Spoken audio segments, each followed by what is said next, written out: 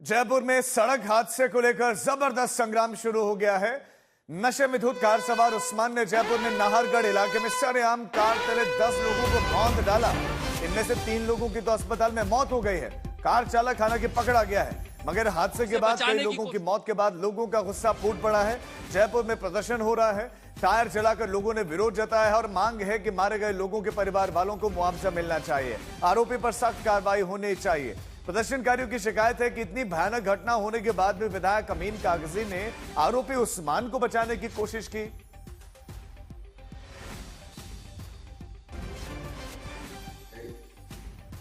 और नाहरगढ़ से देवांकुर हमारे संवाददाता खबर पर ज्यादा जानकारी के साथ जुड़ गए हैं।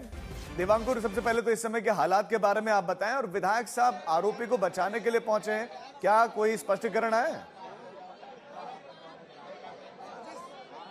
देखिए राजीव, भारी आक्रोश है इस इलाके में। ये है नाहरगढ़ का पुलिस थाना और इसी इलाके में, इसके बाहर का जो इलाका है, यहीं पर सोमवार की रात को वो भयानक हादसा हुआ जिसमें 3 लोगों की मौत हो चुकी है, कई लोग घायल हैं। आप इस समय देख सकते हैं कि जो बीजेपी के विधायक हैं बाल मुकुंद आचार्य, वो यहाँ पर पहुंचे हुए हैं। जो परिवार के लोग हैं वो यहाँ पर पहुंचे हुए हैं और यहाँ पर लोगों में इतना ज्यादा आक्रोश है राजीव, उनका कहना है कि इस पूरे मामले को लेकर जो पुलिस है उनके द्वारा त्वरित न्याय की पहल करनी चाहिए। इसके अलावा उनका कहना है कि जो अमीन कागजी हैं, अमीन कागजी जो कि कांग्रेस के विधायक हैं, उनको लेकर इनका आरोप है कि उन्होंने आरोपी को बचाने की कोशिश की है। मैं कोशिश करूंगा कि जो परिवार के लोग हैं उनसे अगर बात हो सके। आप यहाँ पर आए हुए हैं, ये बताएं आपके परिवार से कौन थे? भैया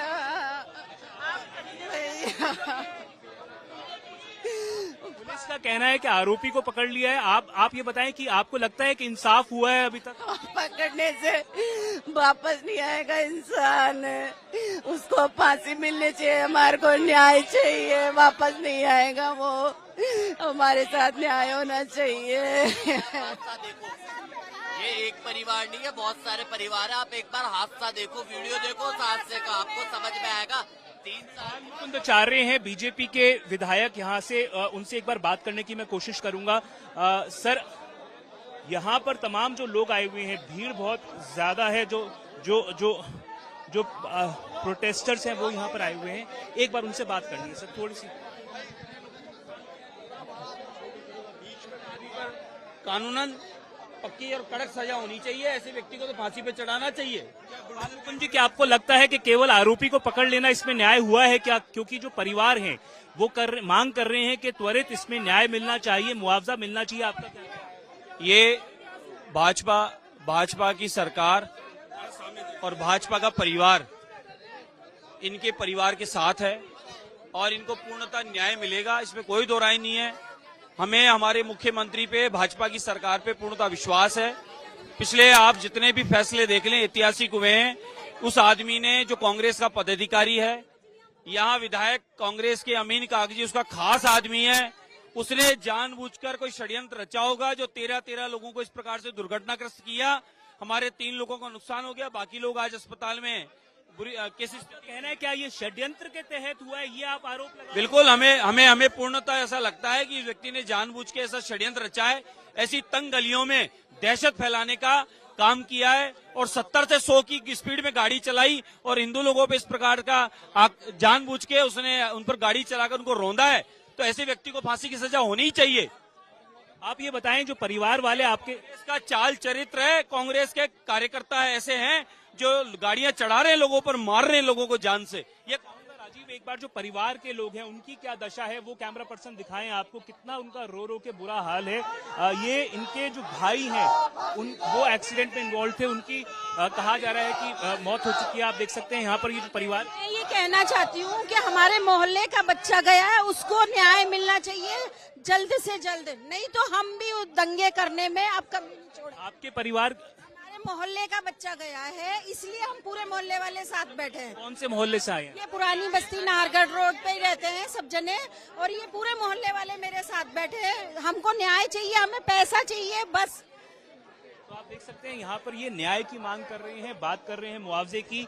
आपके भाई की मौत हुई है, आप बताएं कि अब आप इनका कहना है कि फांसी की सजा होनी चाहिए, क्या आप सहमत? होनी चाहिए फांसी की सजा, फांसी की सजा होनी चाहिए।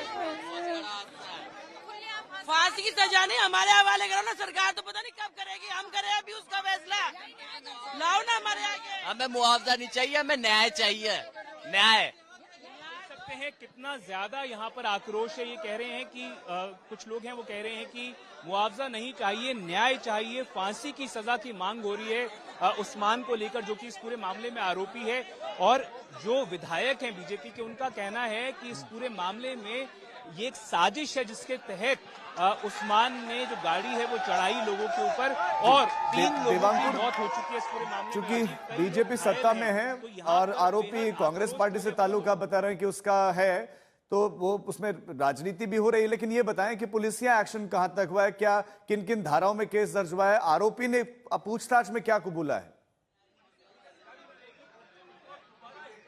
देखिए राजीव, मैं आपको बता दूं कि इस पूरे मामले में उस्मान जो आरोपी है, जो मुख्य आरोपी है, उसकी गिरफ्तारी हो चुकी है। सर, इस जो आरोपी है उसको किस किस धाराओं में बुक किया? जो जनरल सेक्शंस होते हैं उसमें वो आरोपी बुक है और कल ही उसकी अरेस्ट हो गई है, बाकी जो केस है वो यहाँ पे रजिस्टर्ड हुआ है। हम लोग नियर बाय पुलिस स्टेशन के सहयोगी जो यहाँ पर मदद के लिए यहाँ पर है। आगे की क्या कार्यवाही रहेगी? जो लोग हैं उनकी मांग है कि जल्द से जल्द इसमें न्याय होना चाहिए। तमाम यहाँ पर जो परिवार के लोग हैं उनमें बेहद रोष।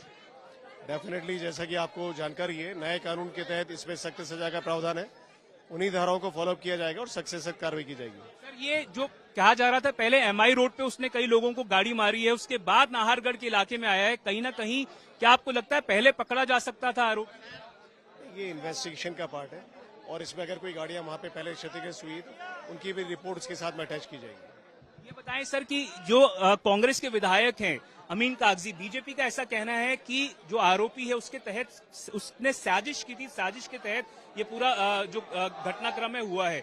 ऐसी कोई बात सामने आई है क्या? साजिश नहीं, ऐसी अभी कोई बात सामने नहीं है और इसकी मुझे ऐसी कोई जानकारी नहीं है। जहाँ तक राजीव, आपने सुना जो सीनियर पुलिस ऑफिसर हैं, इनका कहना है देवेंद्र प्रताप का कि पूरे मामले में कोई साजिश की बात अभी तक सामने नहीं आई है और आगे की जो कार्यवाही है वो की जा रही है। राजीव, ठीक है दिवांकुर, नजर बनाए रखें, अपडेट्स के लिए लौटेंगे आपके पास में। लेकिन आक्रोश आपने दिखाया, बड़ी संख्या में वहां पर बैठे हुए परिवार के सदस्य जिनकी आंखों में आंसू हैं, आरोपी पर कार्रवाई की मांग कर रहे हैं।